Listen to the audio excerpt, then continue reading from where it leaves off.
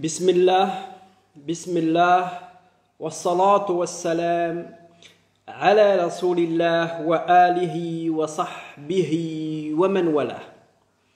Assalamu alaikum wa rahmatullahi wa barakatuh. Chers frères, chères sœurs, j'espère que vous allez tous bien. Bi'idhnillah jalla wa ala. Alors notre sujet aujourd'hui est Al-Habbatu Sawda.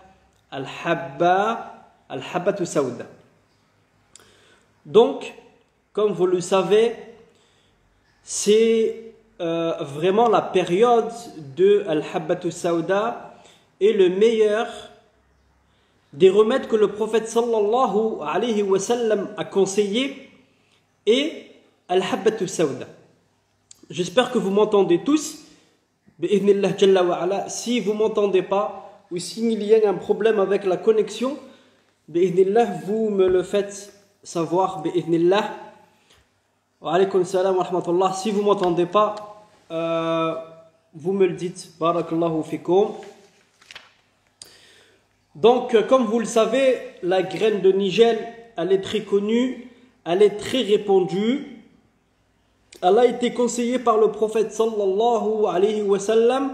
Elle a été conseillée par les sahaba, les compagnons du prophète sallallahu alayhi wa sallam. Elle a été aussi conseillée par tous les salaf salih. Elle a été conseillée par pratiquement tout le monde, car c'est un hadith qui est authentique et qui amène de la prophétie. Alors pourquoi j'ai décidé de vous parler de la Habbatu Sawda? Tout simplement car il y a beaucoup d'erreurs dans la Habbatu Sawda, et aussi parce que c'est la graine miraculeuse, comme vous le savez. Il y a des études qui ont été faites en Iran, des études qui ont été faites en Égypte pendant le corona. Et le prophète sallallahu et puis les médecins et les scientifiques qui s'occupent vraiment du corona et qui essayent de trouver un remède, ils ont fait des articles là-dessus. Donc, je vais commencer par citer le hadith du prophète sallallahu alayhi wa sallam qui a été rapporté par Abu Salma et qui a été rapporté par Abu Uwaira radiyallahu anhuma. Le prophète sallallahu alayhi wa sallam a dit: prenez de cette graine de Nigel car elle contient une guérison pour toute maladie sauf la mort. Allahu Akbar. Et c'est un hadith qui est authentique, mutafaqqun alayh, rapporté de Al-Bukhari wa Muslim. Tout le monde connaît ça, tout le monde sait ça, et ainsi de suite. On va passer les détails du hadith. Alors, on va commencer par déjà, mes frères et mes sœurs, est-ce que vous connaissez le Habbatu Sawda? Est-ce que vous connaissez Al-Habbatu Sawda? Qu'est-ce que c'est? Déjà, Al-Habbatu Sawda en perse, en arabe perse, elle se dit As-Sanouj, As-Souniz, exactement, elle se dit As-Souniz. Elle se dit As-Souniz. Et au Maroc, on dit As-Sanouj, As-Sanouj. En Égypte, Al-Habbatul Baraka. En Arabie Saoudite aussi, on l'appelle aussi le cumin noir. Le cumin noir. En fait, si vous voulez, tous ces noms qui ont été donnés de Al-Habbatu Sawda, Al-Habbatul Baraka, Al-Habbatul Aswad, As-Souniz, ça veut dire la même chose. Ça veut dire Al-Habba As-Sawda. D'accord, mes chers frères et mes chères sœurs, c'est vraiment celle-là. Je ne sais pas si Vous la voyez. Voilà. C'est ça la habbat sauda, c'est la petite graine noire. Alors, il y a aussi une grosse divergence jusqu'à aujourd'hui. Alors, quand on dit que la habbat sauda, elle est de deux types, la petite graine noire, et il y a aussi la graine qui ressemble aux lentilles, qui est marron, un peu plus grosse, on dirait des lentilles. Sachez que c'est faux. La graine de nigel, il n'y en a qu'une. La graine de nigel, il n'y a qu'une sorte de graine de nigel. C'est la petite noire, le cumin noir. Celle-là, vous la trouvez de partout en France. Elle est vraiment accessible à tous. Et celle qu'on dit, non, je veux celle qui vient d'Arabie Saoudite. Je veux celle qui vient d'Arabie Saoudite. Celle qui ressemble aux lentilles, pas la petite parce que c'est pas la vraie. J'en ai mis de partout. Voilà, c'est celle-là. Vous la voyez? L'autre, elle s'appelle Cassis abscus. C'est l'acacia abscus. D'accord? Rien à voir avec al-habbat sauda. Rien à voir avec al-habbat sauda. Vous me suivez, bi'idhnillah? Donc, le prophète sallallahu alayhi wa sallam, il a dit que al-habbat sauda, sunniz, il y a une guérison pour tout type de maladie. Mais il faut savoir l'utiliser, comment on l'apprend, comment on l'utilise, à quel moment, quand, et ainsi de suite. Le prophète sallallahu alayhi wa sallam n'a pas donné de détails sur comment la prendre, à quel moment la prendre, et ainsi de suite. Personne ne sait comment la consommer, comment la prendre, sauf les médecins qui sont venus après la génération des compagnons du prophète sallallahu alayhi wa sallam, car ils ont étudié les livres qui ont été écrits justement par les médecins du temps du prophète sallallahu alayhi wa sallam. Déjà, si on veut comprendre al-habbat sauda, c'est pas de prendre al-habbat sauda quand on est malade. Le prophète sallallahu alayhi wa sallam en a parlé, il a dit consommez, prenez-en, mangez-en. Il n'a pas dit, quand vous êtes malade, utilisez al-habbat sauda. La première des choses, al-habbat sauda est une prévention contre tout mot, sauf la mort. En fait, quand le prophète sallallahu alayhi wa sallam, si vous voulez, il dit sauf la mort, c'est as-sam, en arabe il dit as-sam, c'est la mort, mais c'est la mort en fait. Donc, normalement, en tant que bon musulman, si on consomme al-habbat sauda correctement, bi'idhnillah, elle nous suffirait. Elle nous suffirait. Juste avec al-habbat sauda, elle nous suffirait. Donc, comment la consommer?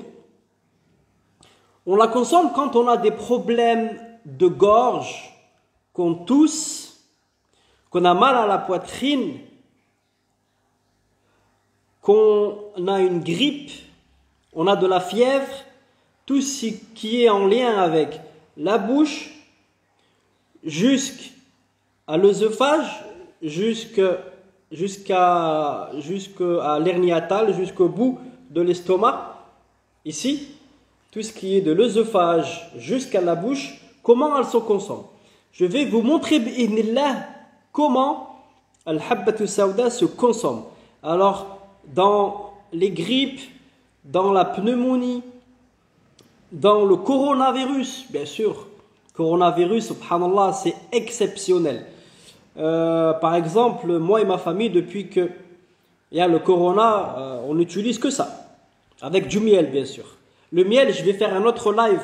Le prochain live sera sur le miel, comment le consommer, comment la choisir et ainsi de suite. Là, on est vraiment sur le habbat al-sawda, c'est celle-là, les frères. C'est pas celle qu'on dirait des lentilles. Elle n'a rien à voir avec le habbat al-sawda. Donc, je dis, quand on a une grippe, quand on a un rhume, quand on a des problèmes de bouche, quand on a une toux, qu'elle soit sèche, qu'elle soit humide, qu'elle soit grasse, on la consomme comme ça, bi'idhnillah. Je vais vous montrer en live, en direct, pour que vous puissiez comprendre comment on la consomme quand on a, même avec le corona. Alors donc, attendez, en fait, je prépare pas mes lives. C'est pour ça que je fais en direct avec vous. Alors, on la consomme au début des symptômes. Dès que vous commencez à avoir un petit peu la gorge prise, les poumons pris, des petites douleurs au niveau de la gorge, des poumons, qu'on commence à avoir quelques toux, tout de suite, il faut commencer à prendre le habbat al-sawda. Comment on fait, les chers frères et mes chères sœurs? Alors, vous prenez déjà une petite quantité. Vous prenez vraiment une petite quantité, une pincée, une noisette. On appelle ça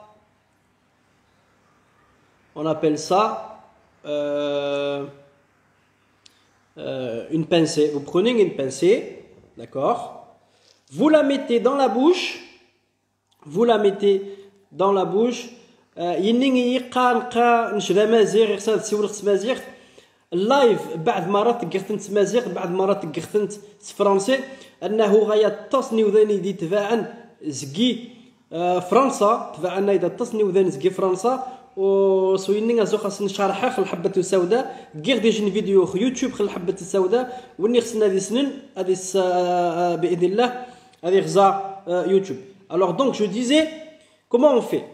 On prend une pincée de habbat al-sawda. On prend une pincée de habbat al-sawda, on la met dans la bouche et on ferme la bouche. On garde la bouche fermée pour pouvoir avoir l'huile essentielle de la graine dans la bouche. Elle va s'infuser et elle va se disperser dans notre bouche et dans notre corps. Bi'idhnillah, on la mâche tout doucement. On prend bien le temps de la mâcher et on l'avale tout doucement. Une fois qu'on n'a plus rien dans la bouche, qu'on a avalé, à ce moment-là, bi'idhnillah, vous pouvez ouvrir la bouche. Je vais le faire en live, bi'idhnillah.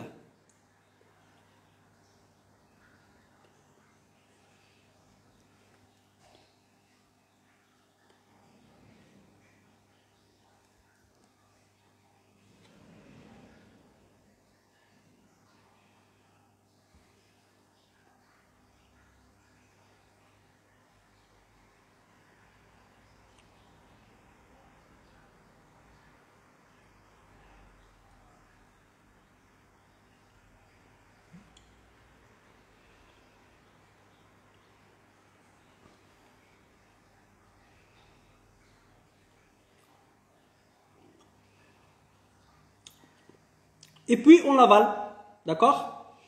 Alors il ne faut surtout pas ouvrir la bouche pendant que vous mangez, que vous croquez, car il y a l'huile essentielle qui va venir dans votre gorge et qui va commencer, Inch'Allah, à faire le travail, qui va commencer à travailler et à faire son travail, bi'idhnillah.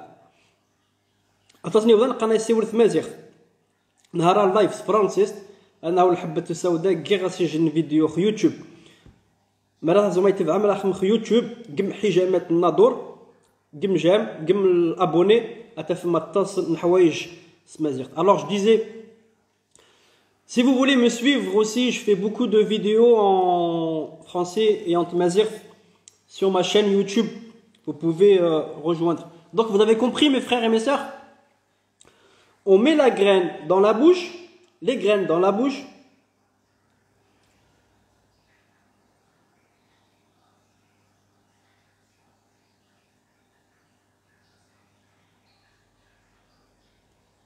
Voilà, et on avale. Alors Patrick, qu'est-ce que tu racontes mon frère? Bonjour, la vérité, vous ne me connaissez pas déjà, Habba Sauda. Je connais pas le Habba Sauda. Ça fait 15 ans que je l'étudie mon frère. Ça fait plus d'une quinzaine d'années que je l'étudie. J'ai fait les Émirats Arabes Unis de fond en comble pour comprendre qu'est-ce que c'est le Habba Sauda. J'ai fait l'Arabie Saoudite. J'ai travaillé dans un laboratoire de recherche qui faisait en fait des essais cliniques sur des patients sur la hijama. Et vous savez que la hijama, il y a toujours le Habba Sauda dedans. Le mot latin, je le connais par cœur. Donc le Habba Sauda, mon frère, c'est ça. Ça nouge. Et c'est pas la grande là que tu penses que je ne sais que c'est, on dirait une lentille. Donc voilà. Bi'idnillah, ça c'était le Habba Sauda. Le Habba Sauda, beaucoup de savants ont dit que c'était le cumin noir. Al-Habba Sauda. Quand le prophète sallallahu alayhi wa sallam dit Al-Habbatu Sauda, il a dit la graine noire. Il n'a pas dit la lentille marron ou blanche. D'accord? Le prophète sallallahu alayhi wa sallam a dit Al-Habba, la graine noire. Ibn al-Qayyim al-Jawziyya, rahimahullah, lui, il dit elle est toute petite, elle est noire, elle est forte, et les Perses la surnommaient As-Saniz. As-Suniz. Ça veut dire Sanouj. C'est celle-là, le Habba Sauda. Et avec elle, on peut faire de l'huile. Avec elle, on peut faire de l'huile. Vous connaissez tous l'huile de Habba Sauda. L'huile de Habba Sauda, vous la connaissez tous. Et il n'y a qu'avec celle-là qu'on peut la faire. Avec l'autre, l'acacia rhapsus, on ne peut pas faire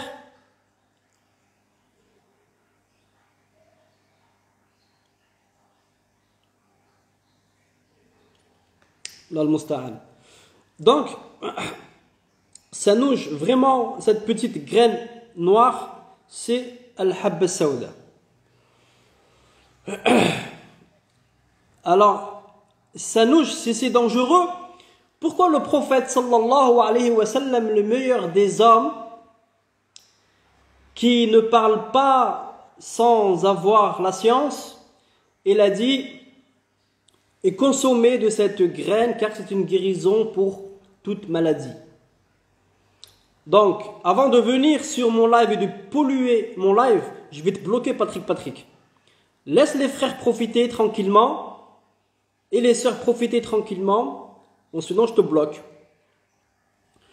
Ça c'est le Habba Sauda. Donc, quand on a quelque chose, une grippe, ou qu'on a une toux, ou qu'on a n'importe quel type, forme de pathologie au niveau de la gorge et des poumons, c'est comme je vous l'ai montré avant, on met dans la bouche, d'accord?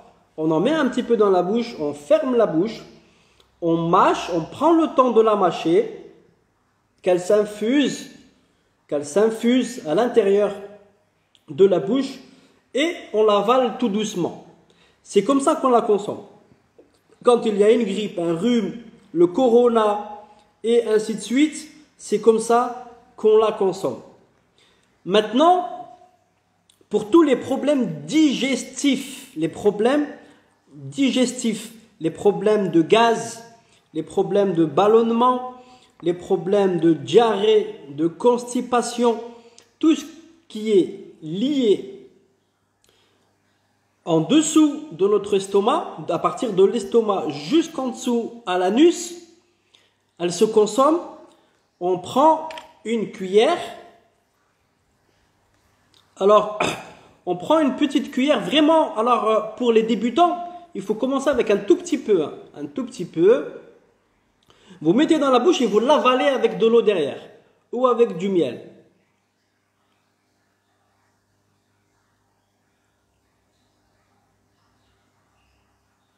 D'accord? On la met dans la bouche et on l'avale directement. On ne laisse pas infuser dans la bouche et qu'on avale. En fait, ça fait des remontées gastriques. Il faut directement l'avaler. Quand on l'avale directement avec de l'eau ou avec du miel, le mieux c'est avec du miel, hop, on l'avale directement. Inch'Allah, il n'y aura pas il n'y aura pas l'effet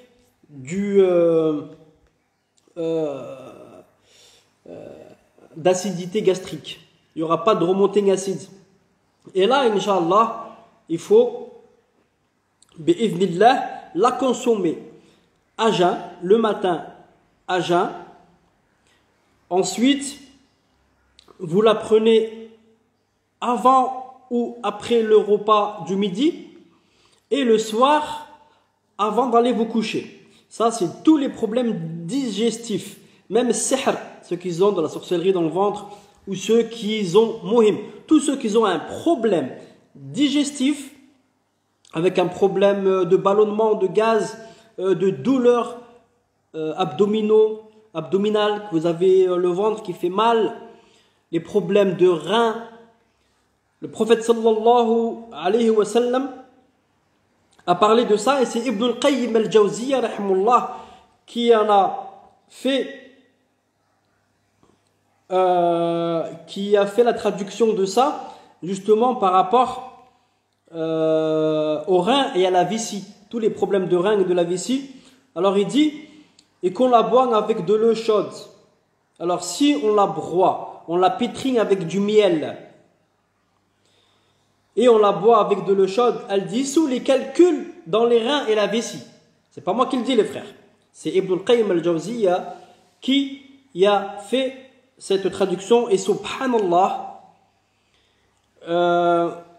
tous les gens qui ont eu des calculs rénaux et qui ont pris avec du miel al-habbat sauda, 3 jours après, plus rien. Pas besoin d'aller voir quand ils ont très très mal. Une fois qu'ils se connaissent, eh ben, ils le mettent avec du miel, ils le prennent. Et alhamdulillah, c'est très très très bénéfique pour les reins. Conseillez aux frères et aux sœurs qui ont problème de reins et de vessie de prendre l'habba sauda directement avec du miel et vous l'avalez. D'accord? Bon, sinon, si vous le gardez dans la bouche, ça va faire des remontées gastriques. Ensuite, je vais continuer avec le nez bouché, tout ce qui est encore en lien avec la grippe, le rhume, la fièvre, les douleurs de la tête, les migraines, le nez pris, comme le corona. Alors, ce que vous faites, c'est que, regardez, moi j'ai préparé avant. Alors, c'est un tubukhur. J'ai mis le charbon, j'ai mis le bout de charbon dedans. Bon, j'ai mis le bout de charbon dedans. Vous prenez un bout de charbon que vous achetez. Alors, vous en prenez un petit peu de la graine de habbat sauda. Voilà. Vous la mettez dessus et elle va brûler tout doucement. Bi'idhnillah. Voilà. Alors, ça fait de la fumée. Bon, vous en mettez qu'un tout petit peu. Hein.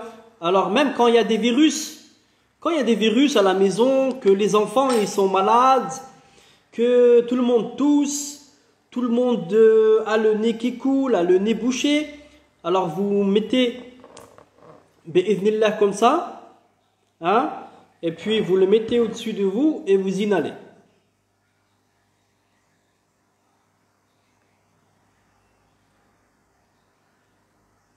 D'accord? Vous sentez un petit peu, 30 secondes, 1 minute, parce que c'est fort un petit peu.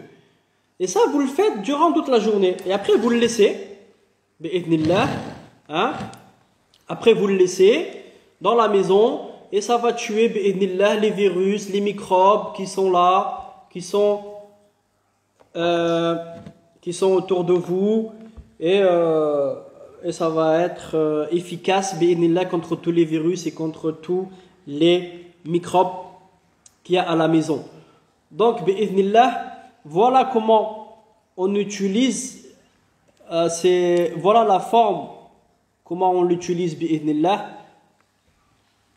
Donc voilà, on la met en encens, on la respire un petit peu, hein, on la respire.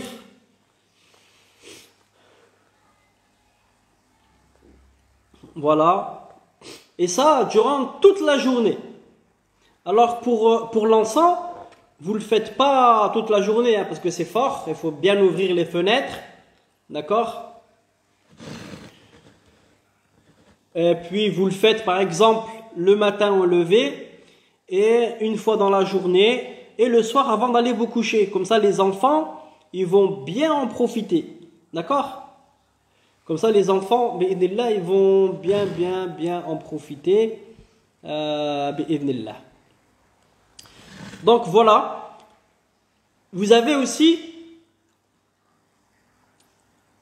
alors je vous ai dit, hein, avec le miel, on la consomme avec le miel, parce que le miel, ce qu'il va faire, c'est qu'il va la transporter dans le sang, il va la transporter, il va la ramener au foie, au pancréas, dans l'intestin grêle, il va les dissoudre, dans les reins, dans la vessie. C'est pour ça que le prophète sallallahu alayhi wa sallam, il a dit que c'était le meilleur, qu'elle guérissait de tout en fait. C'est une graine qui est exceptionnelle, subhanallah. Donc voilà, alors ça c'est les formes les plus connues dans comment on la consomme. Ensuite, chacun il le fait à sa guise. Chacun il essaye de le faire à sa guise. Comment il aime? Est-ce qu'il en veut un tout petit peu? Est-ce qu'il veut, par exemple, 2, 3 pincées, 4 pincées? Il essaye. Sauf réellement quand c'est vraiment une pathologie lourde, comme le corona, et qu'on n'arrive pas très bien à respirer, on tousse beaucoup, que ça passe pas. À ce moment-là, il faut augmenter les doses. Alors les doses, par exemple, quand on a une grosse toux, c'est 1 fois par heure. 1 fois tous les heures. On consomme la graine de Habbatus Sauda, on en prend un tout petit peu, hein, on met dans la bouche et on essaye de l'avaler tout doucement, bi'ithnillah, on la croque et voilà. Alors c'est ça le Habbatus Sauda les frères. Hein? Le Habbatus Sauda c'est celle-là, c'est pas l'autre, c'est pas la Cassis Sapsus. C'est celle-là, le Habbatus Sauda. C'est pas la Cassis Sapsus. Celle-là on fait de l'huile aussi. D'accord? Celle-là, on peut faire de l'huile avec. Alors, je vais aussi parler de la provenance de l'Habbatus Sauda. Il y a un fléau avec les frères businessmen qui disent que la meilleure graine est celle de l'Éthiopie. Il faut une graine de l'Éthiopie. Que la meilleure graine, c'est celle de l'Éthiopie. Et ils vendent ça à des prix faramineux. L'huile, et ainsi de suite, et ainsi de suite. Mes frères et mes sœurs, une graine, c'est une graine. Une graine, c'est une graine. Qu'elle pousse en Éthiopie, qu'elle pousse au Maroc, qu'elle pousse en France. La Nigella sativa, elle pousse en France. Hein. Vous en avez en France. Je me rappelle, ma belle-mère, elle en avait dans son jardin. Et donc, la provenance ne veut rien dire. Il va y avoir un tout petit peu moins, peut-être de certains éléments à l'intérieur, mais pas plus. Pas plus, parce que le prophète sallallahu alayhi wa sallam, en fait, si on revient à la base, à la source, le prophète sallallahu alayhi wa sallam, il a dit, prenez de cette graine de nigel. Prenez de cette graine de nigel. Il n'a pas dit prenez de la graine de nigel de l'Éthiopie. Prenez la graine de nigel d'Arabie Saoudite, du Hijaz, de l'Irak, de l'Yémen. Là, le prophète sallallahu alayhi wa sallam, il a parlé de la graine. Celle-là. Alors l'Éthiopie, moi je vais vous dire pourquoi on parle de l'Éthiopie. Parce que l'Éthiopie, elle est pas chère à la production, elle pousse de partout, ils en ont de partout, et en fait elle est très facile, elle est très facile de pouvoir la récolter, et du coup ils en ont beaucoup, ils savent même pas quoi en faire, et ils vendent. Et du coup les commerciales, qu'est-ce qu'ils ont fait? Ils ont dit que la meilleure et la plus pure et la patatine et la patata, elle se trouve en Éthiopie. Mes frères et mes sœurs, c'est faux. Mes frères et mes sœurs, c'est faux. Tout ce qui compte, c'est d'avoir cette petite graine noire de nigel, qu'elle pousse en Chine, au Maroc, en Algérie, en Tunisie, en Égypte. Il n'y a pas d'importance. D'accord? Alors, Sarah Bouzi, le prophète sallallahu alayhi wa sallam, il a dit, prenez de cette graine de nigel, car elle contient une guérison pour toute maladie, sauf la mort. Donc, le habbat sauda, c'est pour toute maladie.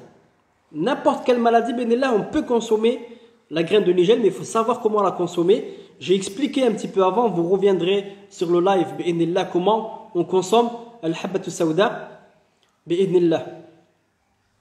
donc voilà, mes chers frères, mes chères sœurs, de la provenance, qu'elle soit d'Éthiopie, d'Arabie Saoudite, du Yémen, du Sénégal, du Maroc, de la Mauritanie, c'est la même. C'est la même. D'accord? Ne vous inquiétez pas. Si vous allez dans une boucherie, en France, ils la font beaucoup chez les bouchers, parce que les Tunisiens, ils l'utilisent beaucoup, masha'Allah. Les Tunisiens, ils la mettent dans le pain. Les Algériens aussi, ils mettent dans le pain. Vous pouvez le mettre dans vos salades, vous pouvez en mettre de partout. En fait, il faut la mettre de partout dans la habbat sauda. D'accord? Sanouj, la habba sauda, c'est sanouj. Donc la provenance, pas d'importance. Alors maintenant, est-ce que il faut consommer l'huile de nigel ou il faut consommer la graine de nigel? Écoutez-moi bien. Qu'est-ce qu'il dit le prophète sallallahu alayhi wa sallam? Si on suit le Coran et la Sunna du prophète sallallahu alayhi wa sallam et les pieux prédécesseurs, et que j'entends Abu Huraira radhiyallahu anhu rapporte que le prophète sallallahu alayhi wa sallam a dit, prenez de cette graine de nigel car elle contient une guérison pour toute maladie sauf la mort, rapporté par Al-Bukhari wa Muslim. Prenez de cette graine noire. Est-ce que dans le hadith du prophète sallallahu alayhi wa sallam qui parle de la graine noire, il parle de l'huile? S'il y en a un parmi vous qui me rapporte un hadith que le prophète sallallahu alayhi wa sallam a parlé de l'huile, Inch'Allah, je lui offre un cadeau. Bi'idhnillah. Il n'y a pas de hadith que le prophète sallallahu alayhi wa sallam m'a parlé de l'huile. Il n'y a qu'un seul. Il y a une histoire de Ali, radhiyallahu anhuma, c'est un compagnon, et qu'il avait le nez bouché. Qu'est-ce qu'il a fait? Il a pris de cette graine, il l'a moulue, elle est devenue en huile, il en a pris un tout petit peu et instillé dans le nez. Donc, la consommation de la graine, elle se fait par la bouche, avec les graines, et en liquide, en état liquide, par le nez. Subhanallah, et il y a une hikmah dedans, car dans tous les naseaux, les yeux, il y a aussi, ça va derrière la gorge, et parfois la graine ne va pas dans cette partie-là de la tête et du cerveau. Donc alors, ou en encens comme ça, ou avec de l'huile, mais dans le nez, on l'instille dans le nez. La graine aussi, l'huile, elle sert aussi pour, par exemple, enduire des plaies, faire des massages, des douleurs musculaires et articulaires. On peut la chauffer un petit peu bien chaude, et on fait un massage avec. On peut pour les cheveux, on peut pour l'huile, on peut pour, pour la barbe, pour les poils, tout ce qui est problème de peau cutanée. On utilise d'abord al-habbat sauda et après on passe aux autres huiles. Parfois il y a des problèmes cutanés qui sont que ça a agressé la peau, comme certains psoriasismes qui sont très développés. L'huile ne fera pas grand chose toute seule, mais on peut l'accompagner avec de l'huile de ricin, de l'huile d'olive, de l'huile de figue de Barbarie, mais il y a toujours le habbat sauda dedans. En fait, le habbat sauda, il faudrait la mettre avec toutes les autres huiles que vous voulez utiliser bi'idhnillah. Voilà pour ce qui est de l'habbat sauda. Donc,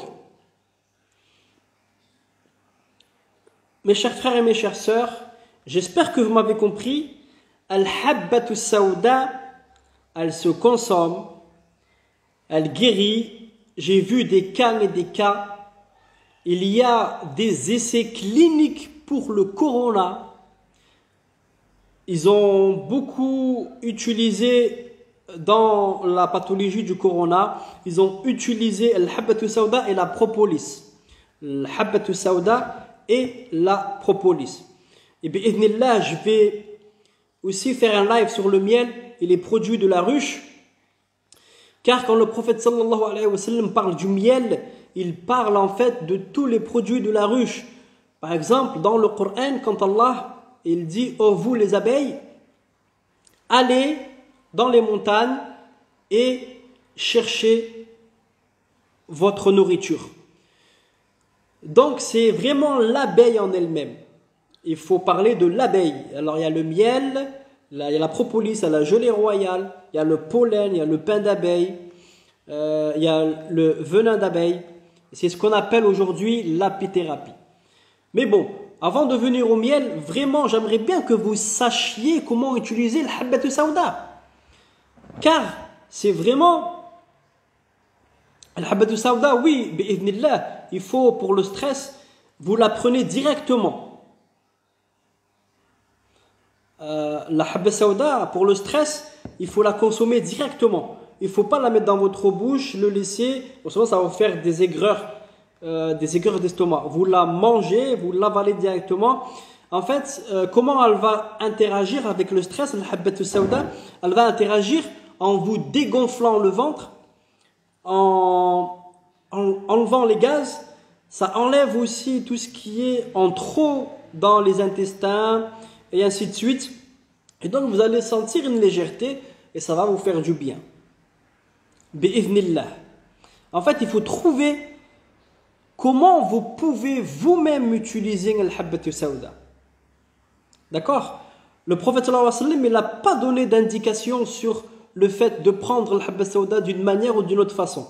Mais c'est plutôt les médecins arabes qui sont venus après les compagnons du prophète sallallahu alayhi wa sallam, qu'ils ont fait leur petit mélange, car dans le temps du prophète sallallahu alayhi wa sallam, il a consommé tout le temps en fait.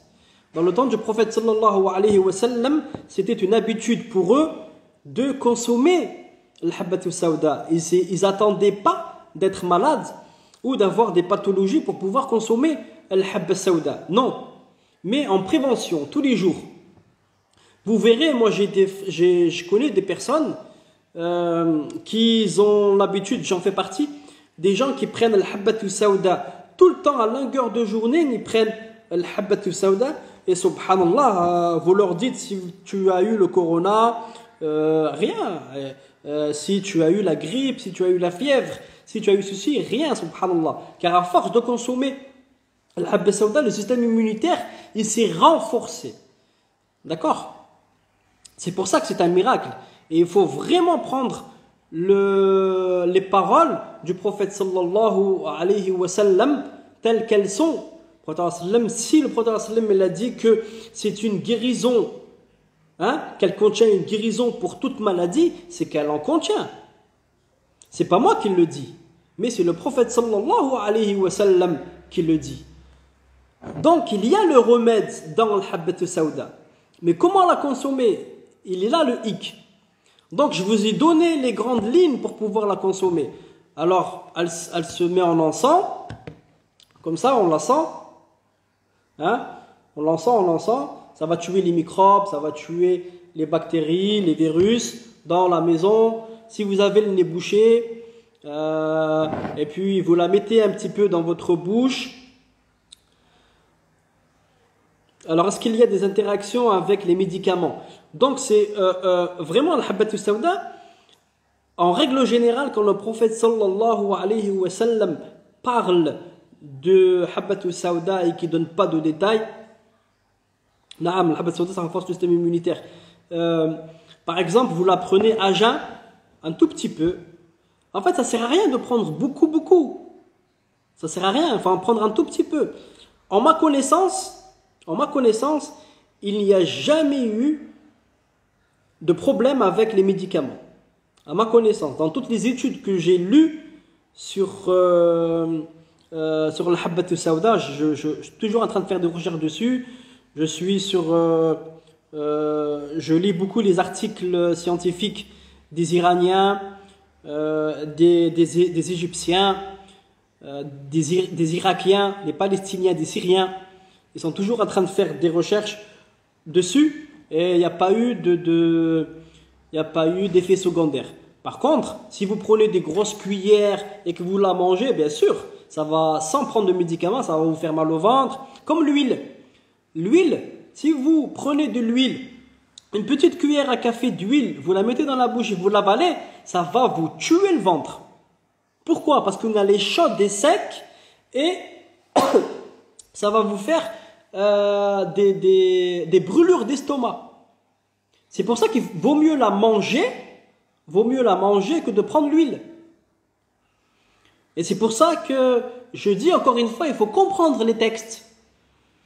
Aujourd'hui, il y a des tonnes et des tonnes d'huile qui sont vendues et qui sont consommées pour rien, je vais dire. Bon, pas pour rien, alhamdoulilah, c'est quand même de la graine de Habba Sauda. Mais l'huile se prend par le nez. D'accord? Donc voilà, je pense pas il faut vraiment faire attention. On la prend avec modération. On en prend un petit peu. Il y a beaucoup aussi de athar, d'histoires qui sont dans les livres de médecine arabes qui dit qu'en fait le prophète ils ont rapporté qu'il fallait utiliser 7 graines. On en prend 1, 2, 3, 4, 5, 6, 7. On prend 7 graines, on la met dans la bouche, on la mâche, on l'avale. Vous pouvez le faire toute la journée, ça. Ça ne va pas vous faire d'effet secondaire. Bi'idhnillah. Donc, Al-Habbat Sauda, bi'idhnillah, elle se consomme en graines. La petite noire, car le prophète il a dit Al-Habbat Sauda, il n'a pas dit la grosse.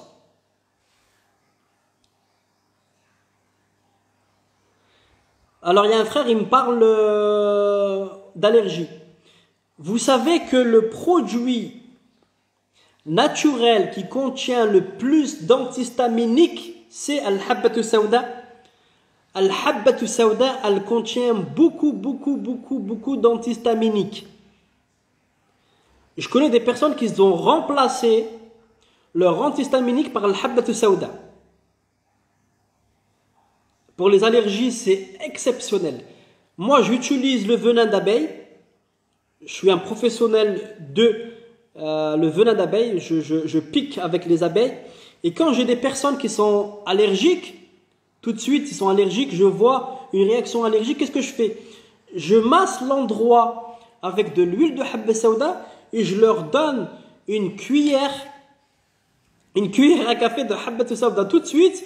Et 5-10 minutes après, plus d'effet. Terminé. Subhanallah. C'est vraiment l'antihistaminique le plus puissant qu'on a.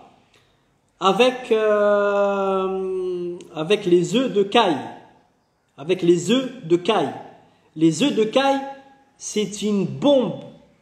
C'est une bombe nutritionnelle. Mais là, on est sur la médecine prophétique. La médecine prophétique, c'est une bombe aussi. Il y a beaucoup de personnes qui sont anémiques et qui prennent Al-Habbat Sauda.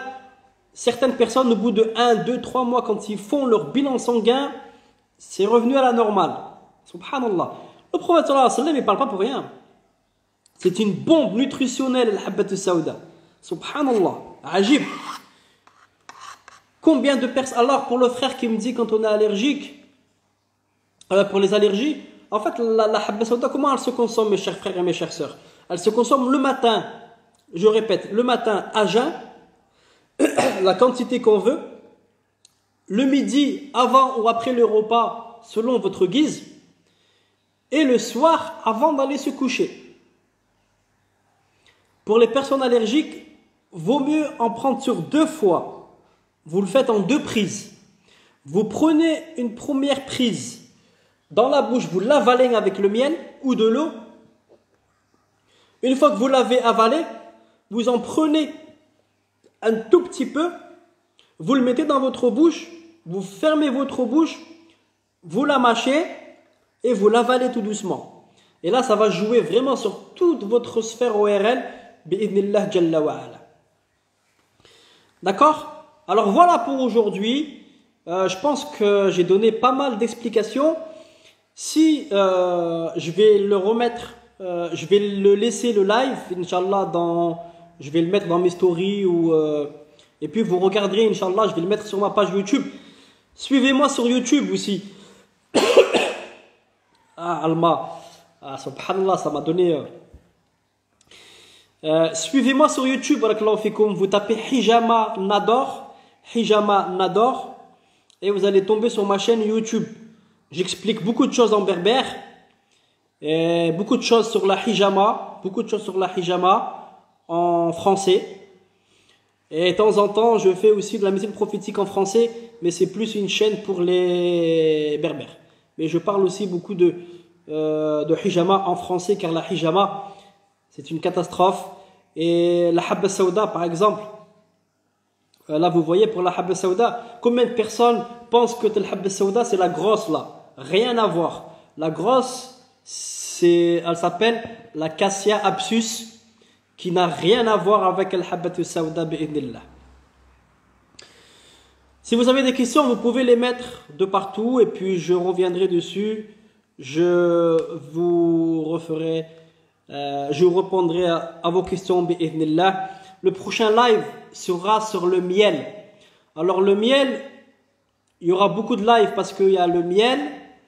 C'est carrément comme si c'était une formation d'apithérapie, tout ce qui contient la ruche, le miel, la gelée royale, la propolis. C'est une bombe atomique la propolis. Le venin d'abeille, le pollen d'abeille et le pain d'abeille et la cire d'abeille. Le prochain, Inch'Allah, comme là on est dans des périodes difficiles, j'ai parlé directement de la habba sauda, j'espère que ça va vous servir, que vous allez pouvoir l'utiliser dès aujourd'hui. Elle coûte pas cher, elle est simple d'utilisation. Et après on passera sur le miel, bi'idhnillah. Subhanakallah wa bihamdih, ashhadu an la ilaha illa ant, wa astaghfiruka wa atubu ilayk, walhamdulillahi rabbil alamin.